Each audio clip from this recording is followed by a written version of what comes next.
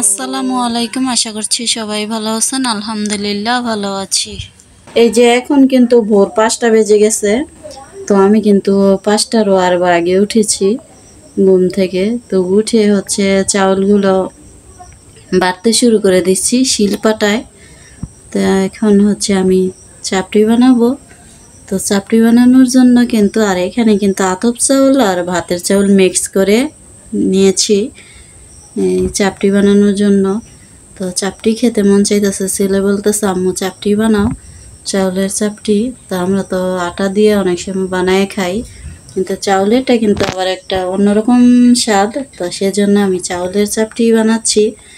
আর অনেকে হয়তো জানেন যে আমার বাটাবাটি অনেক কষ্ট, মানে বাটতে পারি না, যেহেতু আমার ব্লেন্ডার মেশিন নেই।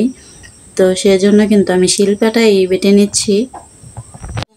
এই যে আমার কিন্তু চাউলগুলো বাটা হয়ে গেছে, সাথে কিন্তু কাঁচামরিচ বেটেছি, শুকনো মরিচও বেটেছি, পেঁয়াজ বেটেছি, আর এখন হচ্ছে কিছু কালো জিরা দিয়ে দিচ্ছি।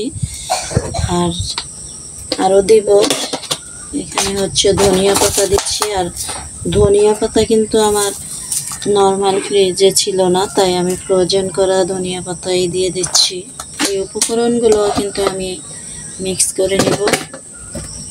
সাথে লবণও বাকি আছে, লবণও দিয়ে দিচ্ছি।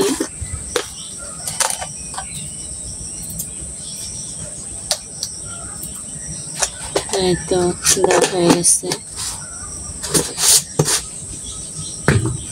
এখন আমি এগুলো মিক্স করে নিচ্ছি।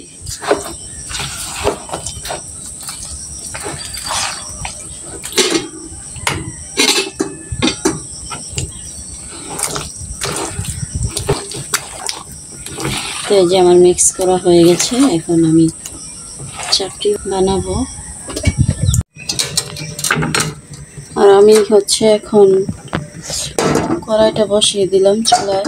তো আমি কিন্তু এই যে এখানে কিন্তু তাওয়া আছে, তো তাওয়ার মধ্যে, তাওয়াটা আমি কম ব্যবহার করি, কড়ার মধ্যে করে ফেলি। তো এখন আমি চাপটি বানাবো কিন্তু এই কড়াইতেই। আর এই যে দেখেন আমার তাওয়াটি একদম ধুলাবালি পড়ে আছে, যেহেতু ব্যবহার করা হয় না, তো জন্য।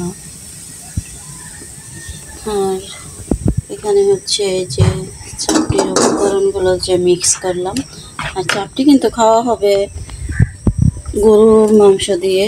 এই যে, তো গতকালকে দেখছেন আপনারা যে আমি মাংস রান্না করেছিলাম, তো সেখানে এই কিছু অংশ আছে, তো এগুলো দিয়েই কিন্তু খাওয়া হবে। তো এখন হচ্ছে আমি এই যে চাপটি দিয়ে দিচ্ছি।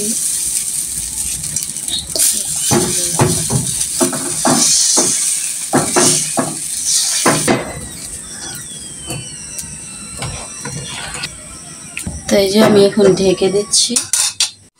আর আমার ছেলে হচ্ছে স্কুলে যাবে, তো এই যে তরকারি বেড়ে নিচ্ছি, সে হচ্ছে খেয়ে স্কুলে যাবে।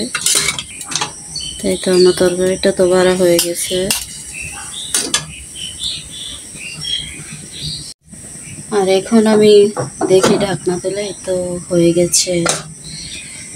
একটু আমি ঘুরিয়ে ঘুরিয়ে দিচ্ছি যেন সব দিকটা সমান থাকে। এখন হচ্ছে আমি উঠিয়ে নিচ্ছি।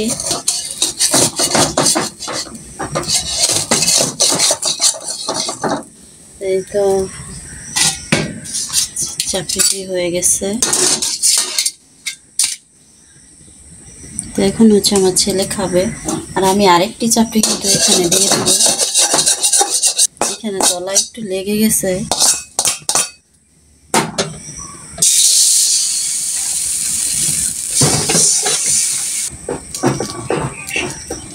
এই তো দেওয়া হয়ে গেছে আমার। তা রেখে দিচ্ছি। তো এইভাবে কিন্তু আমি সবগুলো চাপটি বানিয়ে নেব। তো এই যে আমার কিন্তু সবগুলো চাপটি বানানো হয়ে গেছে।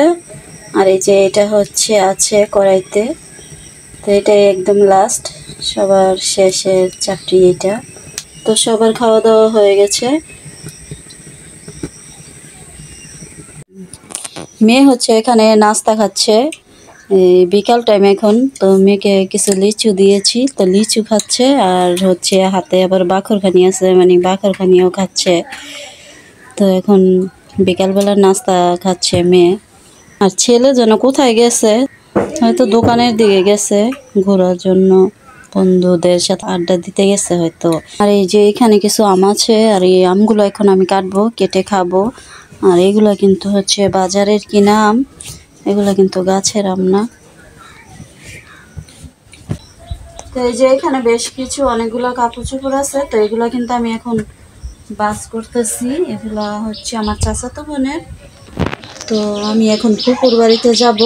আমার ফুপুও কিন্তু ফুপুর বাড়িতে কিন্তু আমার চাচাতো বোন আসবে। তো বলতেছে যে আপু তুমি নিয়ে আসো, যেহেতু তুমি এখানে আসবা, তো আর তোমার বাড়িতে যাব কেন, তোমার বাড়িতে আর গিয়ে কি করব, তো তুমি নিয়ে আসো। তো আমি কিন্তু এই যে জামা কাপড়গুলো কিন্তু এখন বাস করতেছি।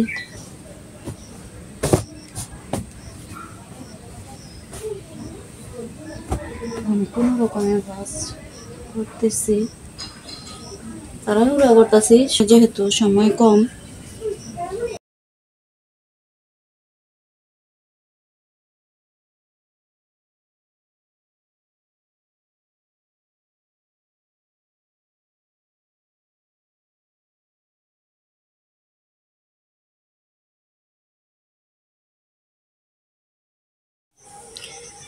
আসলে একটা সংসারে বিভিন্ন ধরনের কাজকর্ম থাকে, তো সব কাজকর্ম করে কিন্তু কোথাও বের হওয়াটা অনেক বড় ধরনের একটা ঝামেলা মনে হয় আমার কাছে। আর আমার তো আরো অন্যান্য কাজ আছে সংসারের কাজ ছাড়াও, তো সবকিছু করে আসলে কোথাও যাওয়াটা খুব একেবারে পেরেশানি মনে হয়, অনেক ঝামেলা মনে হয়। তো কি করব, যেতে হবে। আর ফুপু হচ্ছে হসপিটাল থেকে এসেছে, অপারেশনের রোগী, তা এমনিতেও তো যাওয়া দরকার দেখার জন্য, তো আমি কিন্তু সে উদ্দেশ্যেই যাচ্ছি। তো আমার চাচাতো বোনও আসছে, সেই জন্যই তো আমি আগেই বললাম যে এজন্য আমি কাপড়গুলো নিয়ে যাচ্ছি। তো ও বলতেছে যে আর বাড়িতে যাব কি আপনাদের, তো এখানেই নিয়ে আসেন, তো এখান থেকে একেবারে নিয়ে যেতে পারবো। তো সেই উদ্দেশ্যে আমি কাপড় চোপড়গুলো ভাঁজ করে নিচ্ছি। আর আমার চাচাতো বোন তো বারবার ফোন দিচ্ছে যে আপনার কতটুক হলো, আপনি কি বের হয়েছেন নাকি, আপনার বের হতে কি আরো দেরি হবে নাকি, তো এইসবই কিন্তু বলছিল। তো একদিকে ফোনে কথা বলা আবার কাজকর্ম এগুলা, তো সবকিছু যেন আমার কাছে আরো অনেক অস্থির লাগতেছে। তো কি করব, করতেই হবে, না করে তো হবে না। তো আমার ভাঁজ করা কিন্তু প্রায় শেষের দিকে, এখন কিন্তু আমি ব্যাগের ভিতরে কাপড়গুলো ভরে নিচ্ছি। তো কাপড়গুলো কি জানি না সবগুলো কাপড় কি এই ব্যাগের ভিতরে ধরবে নাকি। আর আমি ভাবতেছি যে এই ব্যাগের ভিতরে যেন সবগুলা কাপড়ই নেয়। তো এই ব্যাগের ভিতরে একটা ব্যাগই কিন্তু নিয়ে যাওয়া যাবে, তো দুইটা ব্যাগ হলে আবার দুই হাতে নিতে হবে, ঝামেলা মনে হয়। আর আমার মেয়ে তো বলতেছে যে আমার সাথে যাবে, তো আমি বলছি যে তুমি থাকো, না হয় আজকে যেও না আমার সাথে। তো আমি জানি আমার মেয়ে হচ্ছে আমার সাথে যাবে, তারপরে আমি একটু দুষ্টুমি করতেছিলাম, তো ও বলতেছে যে না আমি যাব। তো ওর মনটা কিন্তু খারাপ করে ফেলেছিল। তো যাই হোক, আর আমার ছেলে কিন্তু আরো বেশ কিছুক্ষণ আগেই বাড়িতে ফিরে এসেছে। আর ছেলে তো বলছে বারবার যেন দেরি না হয়, তুমি কিন্তু তাড়াতাড়ি চলে আসবে, তুমি ঘরে না থাকলে ভালো লাগে না, ঘরে যেন কেমন লাগে। তো বলছি যে আমি তো চলে আসবো, সেখানে যাব, একটু কথা না বলে তো আর আসা যাবে না। তো আমি সেখানে যাচ্ছি, কথা তো বলতেই হবে, যেহেতু বোন আছে, তারপর ফুপু আছে, সবাই একসাথে হলে তো একটু কথা হবে, একটু তো দেরি হবে। তো ছেলেকে এটাই বলছি। আর আমার ফুপুর বাড়ি কিন্তু বেশি দূরে না, আমাদের পাশের গ্রামই। আর পাশের গ্রাম বলতে অনেক দূরে পর্যন্ত না, মানে একদম পাশাপাশি। তো যাই হোক, এখন আমি রেডি হয়ে যাব। এই যে আমি হচ্ছে এখন রেডি হয়ে গেছি, এই যে ব্যাগের ভিতর তো কাপড়গুলো ভরলাম দেখাইছি, তো এখন আমি চলে যাচ্ছি। আর আমার সাথে কিন্তু আমার মেয়েও যাইতেছে, এই যে আমার মেয়েও যাবে। তো আমরা এখন যাই।